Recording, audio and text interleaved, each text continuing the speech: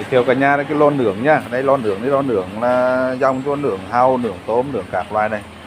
Hiện tại bây giờ người ta sẽ có cái dòng như kiểu mà cái nhựa chống nhiệt này này, thay cho bằng cái tấm inox. Đây, nướng mà nó cũng tản nhiệt ra, nhìn thấy nguồn lửa luôn. Anh em ai có nhu cầu thì tham khảo cái màu này nhá. Cái màu này nướng thì nó hay hơn ở cái chỗ của thằng Việt Cù, đó là cái thanh tản nhiệt này bằng cái cù là bằng inox này. Dùng được một thời gian là nó sẽ có cái thứ mối mọt và hay bị gầy,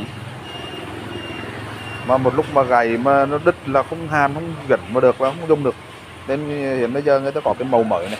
Đấy, cái màu này màu nhựa này, nhựa chống nhiệt. Nướng mà bật lên đấy, nướng mà nhìn thấy lửa luôn, nó tản nhiệt ra. Đó, anh em làm bếp này. Đây, cái này mình cứ một lần nướng xong là bắt đầu mình cứ bỏ này ra, mình ngấm nhá, mình ngấm, mình rửa, mình vệ sinh. Đó,